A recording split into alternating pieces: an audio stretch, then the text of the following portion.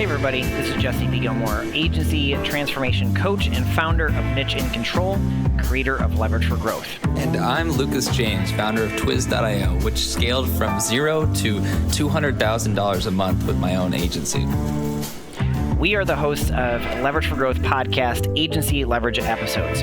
We know that in order to scale your agency successfully, there are multiple shifts that need to happen within the founder's mindsets, skill sets, and leadership styles. We are on a mission to interview marketing and PR agency owners on their journey to 6, 7, and 8 figures and leverage the lessons from their journey to save you time, energy, and money in order for you to get your agency to the next level. If you find value in these episodes, watch the case study video to learn more about Leverage for Growth and how we successfully scale agencies quickly at nicheincontrol.com/case study. That's nicheincontrol.com/case study. You are now listening to Leverage for Growth. Hey everybody, this is Jesse P. Gilmore, founder of Niche in Control and creator of Leverage for Growth. Welcome to the Agency Leverage Edition. Today I am here with Tim Woda, the founder of White Peak Marketing, a full-service digital marketing agency that knows how to grow businesses. In fact, everyone on the White Peak team has experience starting, building, and growing their own successful business before joining the team. Thanks for coming to our show today, Tim. Absolutely. It's a pleasure to be here. Awesome. Can you tell us a little bit about the history and background of your agency? Sure. Well, I like to describe myself as an accidental marketer. Never in a million years did I think I'd own an agency.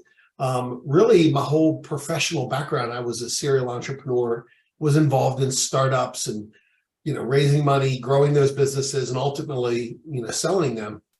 And I was always on the growth side of the business. Well, in 2016, after a successful exit, a former business partner, I guess a business development partner, had reached out and inquired whether I'd be interested in running their marketing for them. And it was a law firm, and I'm not a dress up in a 3-piece suit kind of guy. And I really wasn't interested, but I said, hey, while I'm trying to figure out what I want to be when I grow up, I'll be happy to do some consulting with you. So about 4 months into this journey, I realized that as I was developing strategies and plans for this huge law firm, like 395 lawyers, big firm, to execute, they couldn't execute their way out of a paper bag. So I was constantly referring them to different vendors and people that I knew who could help them execute. And at about 4 months, like I said, a light bulb went off and I said, oh my gosh, I'm so stupid. I should have these people on payroll. And so that was kind of the beginning of the journey. And I guess about 8 or so months later, I fired my one client and said, hey, I've got a team now, I've got a plan, I'm going to go do an agency. And so that was how we got started. And it was really accidental, like I said, never thought it would happen. That's awesome. The aha was, I got to put these people on payroll. Right. I mean, I was just sending money out the door, right? And it never occurred to me because I wasn't ever thinking like an agency. I'd always been an entrepreneur. Mm-hmm. And so, sometimes, what my dad used to say, even a blind squirrel bumps into an acorn once in a while. That's really what happened. Awesome.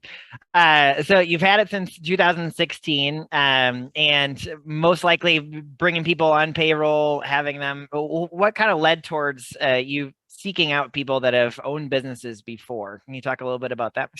Sure. So my wiring is that of an entrepreneur. I love to build and start things.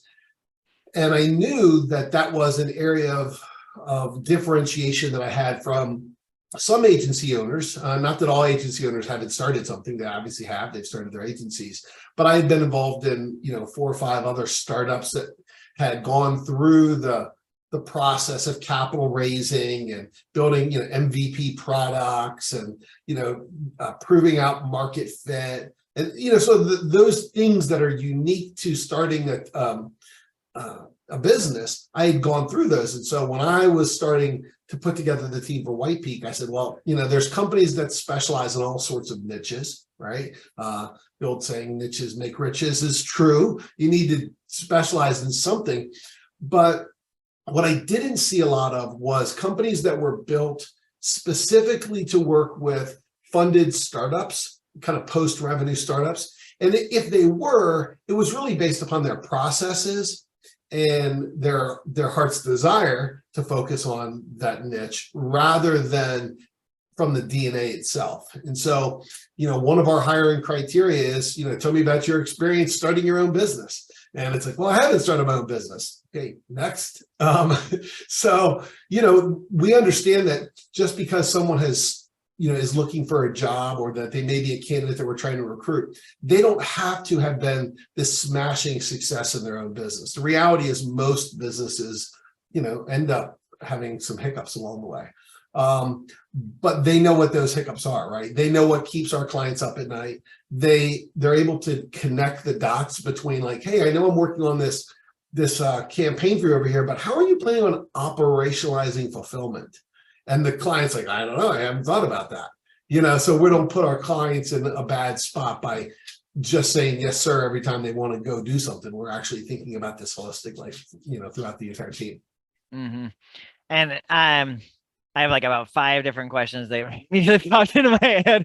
But the thing that I've been thinking about since talking with you is really just how integrated business strategy and marketing strategy are. And what you're talking about is that people that have gone through something with business strategy and had to come up with a strategy themselves, tried it in marketing, they have empathy for your clients. So can you talk a little bit about maybe that concept of business strategy and marketing strategy being combined? Because that's kind of maybe in your DNA, if you don't. Yeah, I think it starts where we really press into the question of why.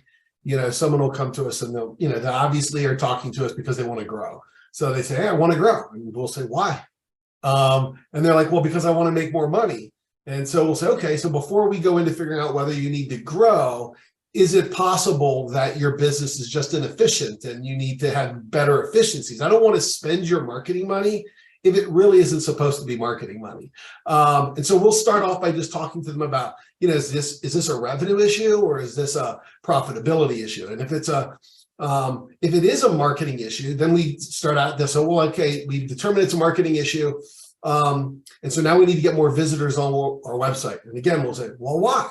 And they'll say, well, because I need to make more sales. Okay, well, getting more bites at the apple is one way to do it, more people on your site. Not everybody needs more visitors, but 100% of the people need better conversion. So, let's look at that. So we just ask the question of why a lot, because clients tend to assume that they know the solution. And to me, that's very similar to like when I go to the doctors and I'm like, listen, doctor, I've been on WebMD all day and I'm here to tell you what I need, right? They don't know. They're good at whatever they do. And so we'll ask questions, and we've talked ourselves out of a lot of revenue that way. But as a result, the relationships we have with our clients are really deep, really trusting. They end up spending more money with us in the long run because they know that when we say, hey, you need to do something, they know we understand their business and their business problems and their market and their competitors.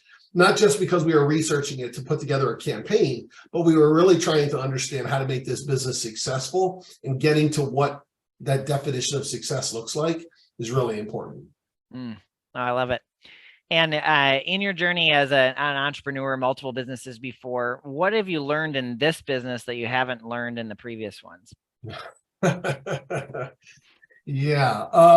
Man, it's like I'm learning every day. Like I'm learning with my chin. Okay. So like I'm leaning out there and just getting hit in the face constantly.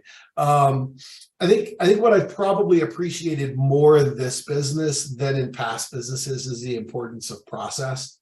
So, and I hate to say this, but in previous businesses, when we were funded by, investors for the most part, it's really easy to throw money at a problem. Right. Like it's just, let's hire more people. Let's brute force our way through this. That's not what I'm doing with White Peak, right? We have a small team of about 12 people. And so we have continually grown the business and added, I think this month we'll go to 13. I think we'll add a 13th person, but we've been really intentional about, as we are growing with customers and revenue, to not add people without killing our people and still delivering a great product. So then what that has meant is that we have had to, I spend most of my day focused on process and client strategy. So I didn't have to do that as much before because I would just throw money at it. And you really can't scale an agency. Now, this is something I didn't know when I started an agency either, because I had never even worked at an agency, let alone run one.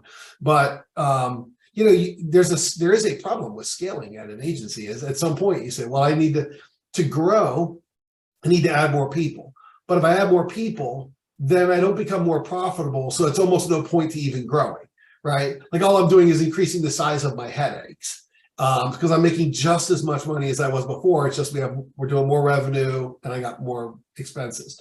So for me, this business has been all about, refining processes, developing better and better ways to train and develop people, to cross-pollinate skill sets so that people can, help people out who are already on the team rather than just throwing more bodies at things. I love it.